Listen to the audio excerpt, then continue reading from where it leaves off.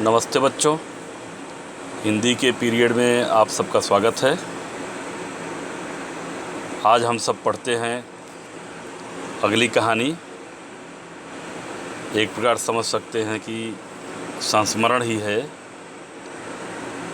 यशपाल द्वारा रचित लखनवी अंदाज।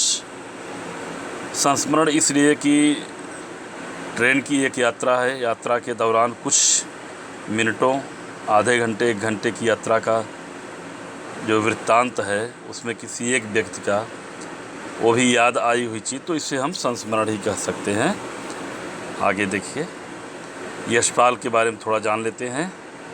यशपाल का जन्म सन 1903 में पंजाब के फिरोजपुर छावनी में हुआ।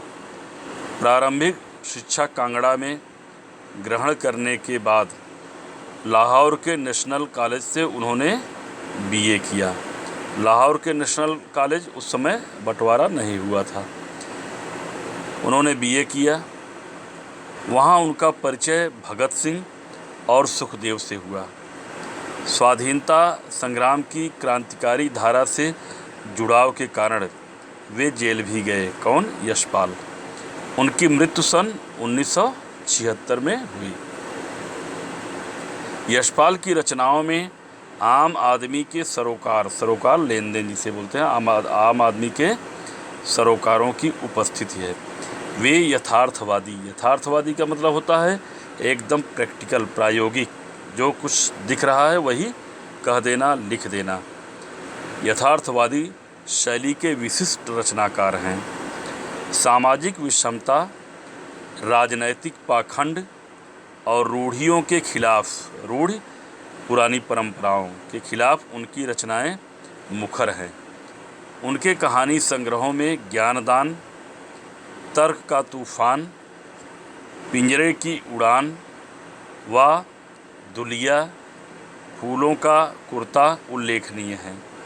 उनका झूठा सच उपन्यास भारत विभाजन की त्रासदी का मार्मिक दस्तावेज है। झूठा सच, कितना झूठ बोल करके उसे सच साबित करके लोगों ने देश को बांटा था, यह उन्होंने उसमें दिखाया है। तो विभाजन की त्रासदी का मार्मिक दस्तावेज है, मार्मिक, हृदय भेदी। अमिता, दिव्या, पार्टी कामरेड, दादा कामरेड, मेरी तेरी उसकी बात उनके अन्य प्रमुख उपन्यास हैं। भाषा की स्वाभाविक और सजीवता उनकी रचनागत विशेषता है।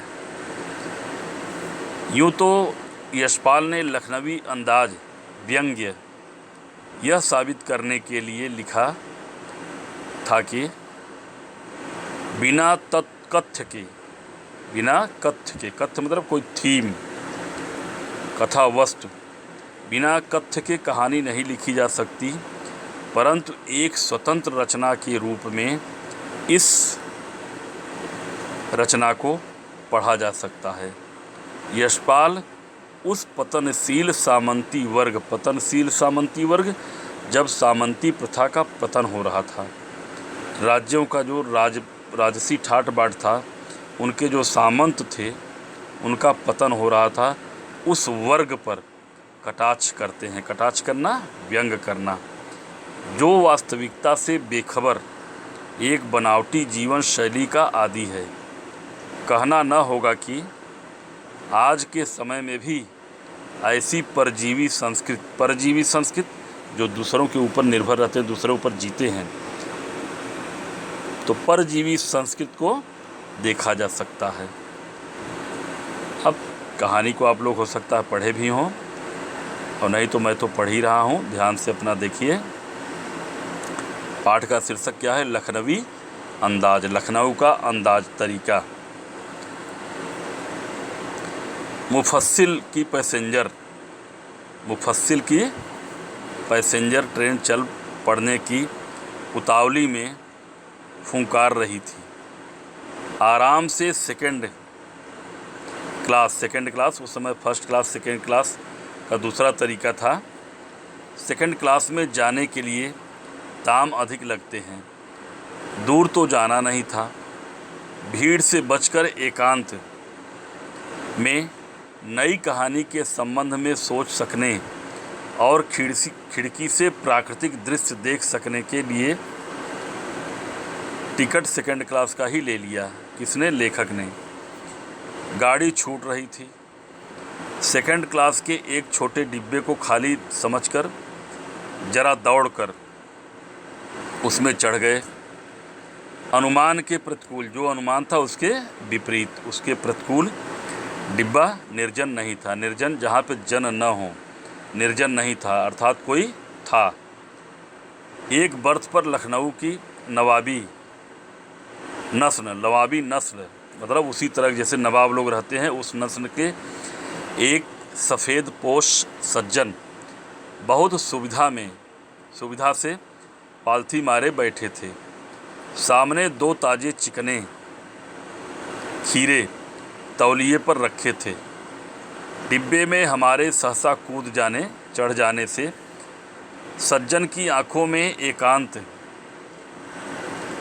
अकेलेपन, चिंतन में विघ्न का असंतोष दिखाई दिया। उन्हें ऐसा महसूस हुआ जैसे उनके चढ़ने से उन सज्जन को बुरा लगा हो। उनके एकांत चिंतन में विघ्न का असंतोष दिखाई दिया। सोचा हो सकता है यह भी कहानी के लिए सोच की चिंता में हो, या खीरे जैसी अपदार्थ वस्तु से अपदार्थ कह रहे हैं, खीरे जैसी अपदार्थ वस्तु का शौक करते देखे जाने के संकोच में हो।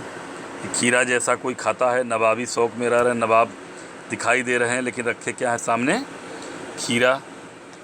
तो नवाब साहब ने संगत के लिए उत्साह नहीं दिखाया। मतलब मैं आया, लोग मिलने पर और भाई साहब कहाँ जाएंगे, क्या कैसे हैं, कहाँ के हैं, ये सब कुछ उत्साह नहीं दिखाया। हमने भी उनके सामने की बर्थ बैठने के लिए जो जगह है पर बैठकर आत्मसम्मान में आंखें चुरा ली कि हमें भी कोई किसी की परवाह नहीं है। आंखें चुराना अर्थात दूसरों से अलग रहना, नज़रें चुराना, नज़रें बचा कर रहना। तो बैठकर ये मुहावरा है, आंखें चुराना मुहावरा है, लोगों से बचना। बैठकर आत्मसम्मान में आंखें चुरा ली। खाली बैठे कल्पना करते रहने की पुरानी आदत है। भाई लेखक हैं, कवि हैं, कुछ न कुछ कल्पना करते हैं तभी लिखते हैं। पुरानी आदत है। नवाब साहब की असुविधा और संकोच के कारण का अनुमान करने लगे कि क्यों संकोच कर रहे हैं, इन्हें क्यों असुविधा हो रही है, उसका अनुमान लगाने लगे लेखक महोदय अर्थात यशपाल जी ने। संभव है नवाब साहब ने बिल्कुल अकेले यात्रा कर सकने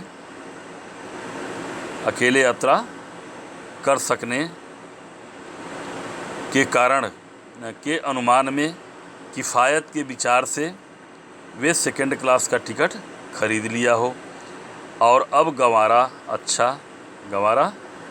अच्छा न हो कि शहर का कोई सफ़ेद पोश उन्हें मझले दर्जे में, ठीक है, उनकी इज्जत की भी बात थी भाई, उन्हें मझले दर्जे में सफ़र करता देखे। अकेले सफ़र का वक्त काटने के लिए ही खीरे खरीदे होंगे, और अब किसी सफ़ेद पोश के सामने खीरा कैसे खाएं। ठीक है, वो भी सफ़ेद पोश थे लेखक भी। हम कनखियों आँख के कोने से, ठीक है, आँखों को घुमाकर आँख के कोने से देखना, उसे क्या बोलते हैं? कनखियों से देखना। हम कनखियों से नवाब साहब की ओर देख रहे थे।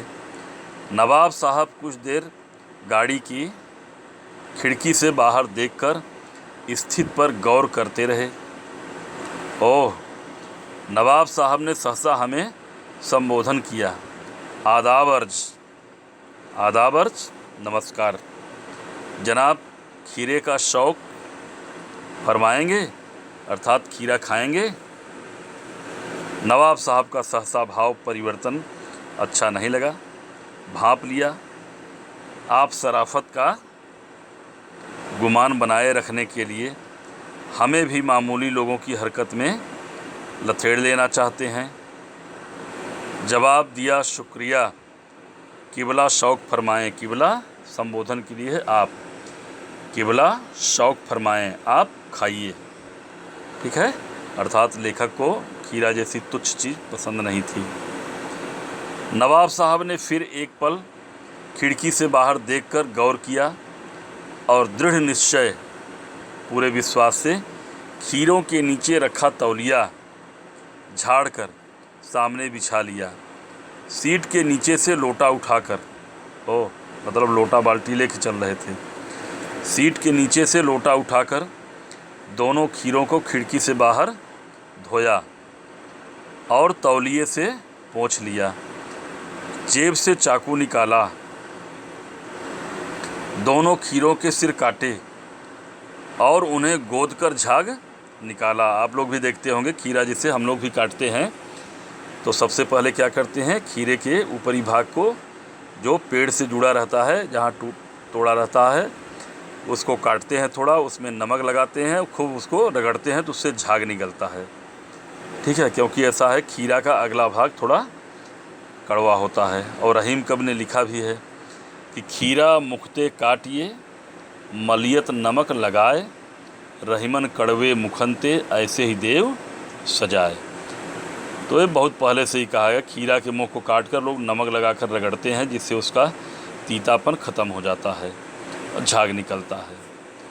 फिर खीरों को बहुत एहतियात से, बड़ी सावधानी से, एहतियात से छील कर फाँकों को करीने से, फाँके मतलब 4-5 टुकड़े जो करते हैं तो एक टुकड़े को एक फाँकी बोलते हैं। ठीक है, छील कर फाँकों को करीने से तौलिए पर सजाते गए, रखते गए बढ़िया, 1-2 जैसे हम लोग प्लेट में सजाते हैं तो तौलिए पर सजाते गए। लखनऊ स्टेशन पर खीरा बेचने वाले खीरे के इस्तेमाल का तरीका जानते हैं। जो खीरा बेचते हैं, अब तो पूरे भारत में खीरा बिकता है। और हाँ, दूसरा चीज़ है जो उन्होंने कहा कि लोटे से पानी लेकर खीरे को बाहर खिड़की के बाहर धोया। तो पहले सेकंड क्लास की जो बोगी होती थी उसमें खिड़कियों में छड़ नहीं लगे रहते थे, तो बड़े आराम से लोग उससे निकल भी जाते थे, निकल भी आते थे, हाथ भी बाहर निकालते थे। लेकिन अब तो हर जगह, चाहे थर्ड क्लास तो खैर अब रह नहीं गया, अब तो ख़त्म हो गया। अब क्या है, अब है जनरल बोगी, जो सेकंड क्लास पहले हुआ करती थी, अब वो है जनरल बोगी। और जनरल बोगी में भी सीट बढ़िया गद्दीदार हो गई है। ठीक है, रेक्सिन की तो गद्दीदार सीट हो गई है और जनरल बोगी है। उसके बाद क्या है, स्लीपर है।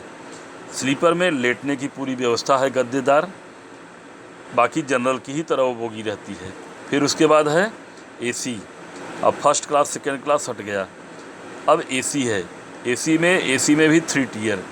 तो एसी में 3 टियर क्या होता है, उसमें 3-3 सीटें ऊपर नीचे बीच में रहती हैं, जैसे कि स्लीपर है उसी तरह से एसी थर्ड भी है, लेकिन उसमें एसी रहता है, एयर कंडीशन। फिर एसी सेकंड में क्या है, 2-2 सीटें रहती हैं, पर्दे लगे रहते हैं। और एसी फर्स्ट क्लास, उसमें एक एक डिब्बे में, एक एक बोगी में एक एक बॉक्स जैसा रहता है, बड़ा सा अपना केबिन, उसमें 4 लोग रह सकते हैं बस। ठीक है, तो ऐसी सुविधाएं हैं। उसके अलावा तो और बहुत सारे तरीके अब तो बन रहे हैं, नए नए तरीके से ट्रेन बन रही हैं बैठने के लिए। एसी चेयर कार है और नई ट्रेनें जो चल रही हैं, तेजस है, देखिए वंदे भारत है, सबकी अलग अलग सीटें हो गई हैं। तो उस समय जो जनरल बोगी रहती थी, जनरल बोगी में भी समझिए सेकंड क्लास, उसमें खिड़कियों में छड़ नहीं होते थे। तो लखनऊ वाले इस्तेमाल का तरीका जानते हैं। ग्राहक के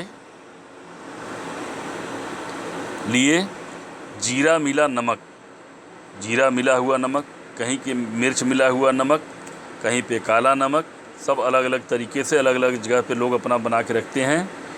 खीरा लोग ख़रीदते हैं, छील कर, अब तो खुद वो छील करके काट करके कहीं प्लेट में कहीं पत्ते पर वो देता है, उस पर बढ़िया से नमक जीरा वगैरह बुरक देता है, छिड़क देता है, और खाने में मज़ा भी आता है क्योंकि उसमें कोई मिलावट नहीं है, कोई उससे इन्फेक्शन का डर नहीं है, अपच का डर नहीं है, और पानी की कमी को भी पूरा करता है गर्मियों में।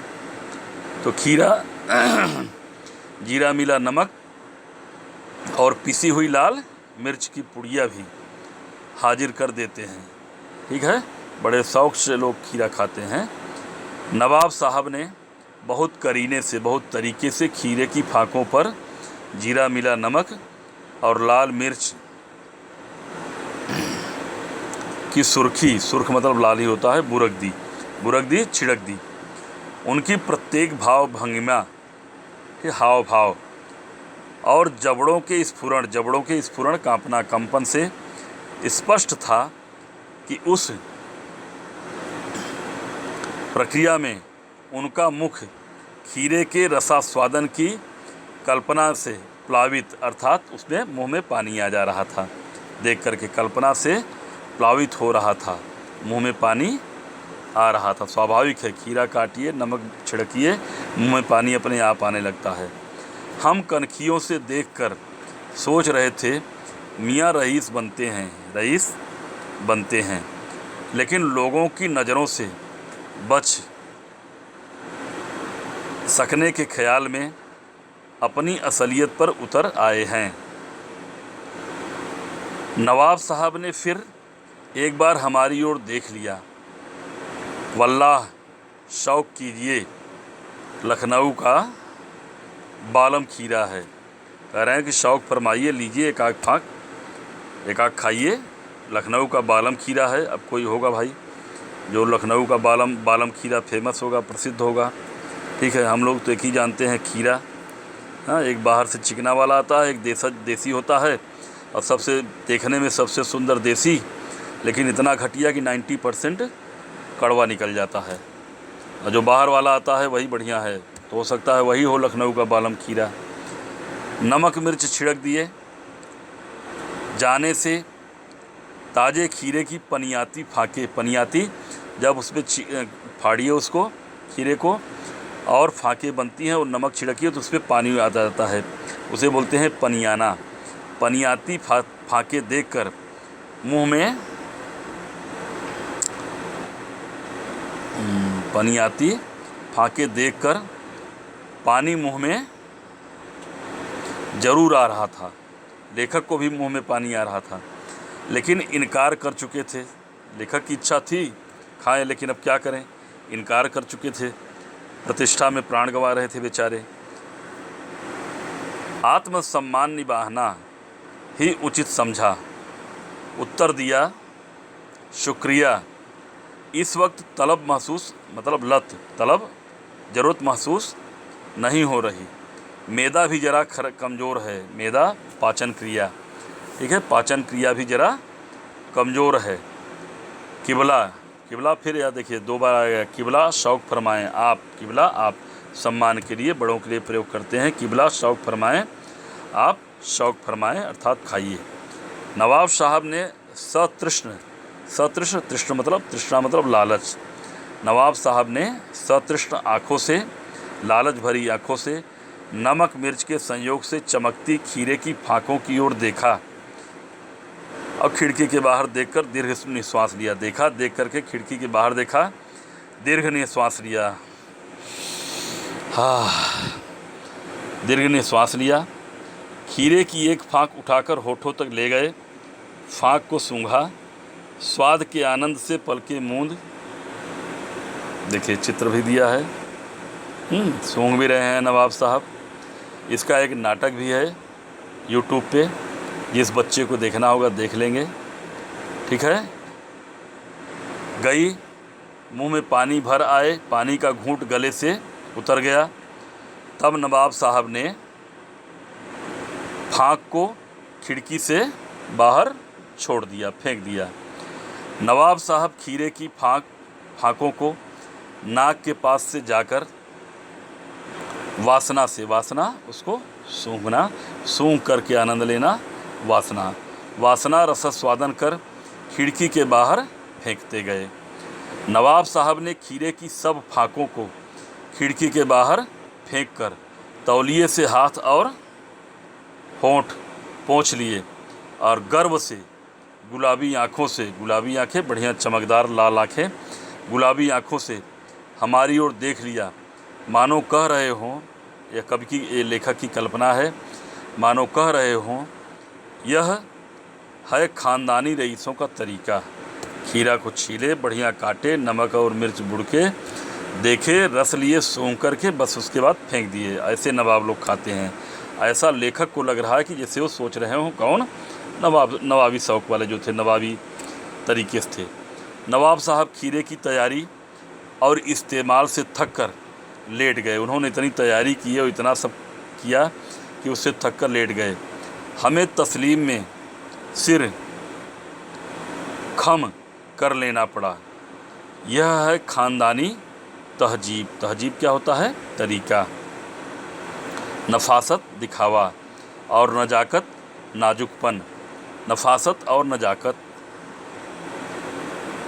हम गौर कर रहे थे खीरा इस्तेमाल करने के इस तरीके को। खीरे की सुगंध और स्वाद की कल्पना से संतुष्ट होने का सूक्ष्म बहुत छोटा, नफीस या एब्स्ट्रैक्ट तरीका ज़रूर कहा जा सकता है, नया तरीका। परंतु क्या ऐसे तरीके से उदर की तृप्ति भी हो सकती है, पेट भी भर सकता है?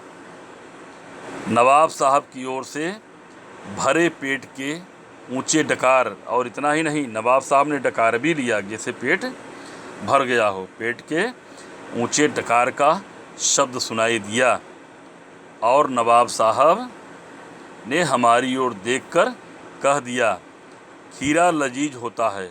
लजीज जो खाने में मज़ा आए उसे लजीज बोलते हैं। खीरा लजीज होता है, लेकिन होता है शकील। नामुराद मैदा वही पाचन किया, मैदे पर बोझ डाल देता है पचने में।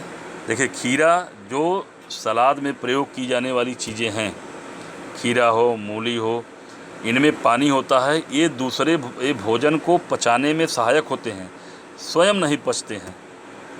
ठीक है, जैसे ऑक्सीजन होती है, आग को जलाने में सहायक होती है, लेकिन ऑक्सीजन स्वयं नहीं जलती है, पर बोझ डाल देता है। ज्ञान चक्षु, ज्ञान रूपी आँख खुल गए, पहचाना ये है नई कहानी के लेखक, अर्थात एक कहानी उनकी बन गई। खीरे की सुगंध और स्वाद की कल्पना से पेट भर जाने का डकार आ सकता है,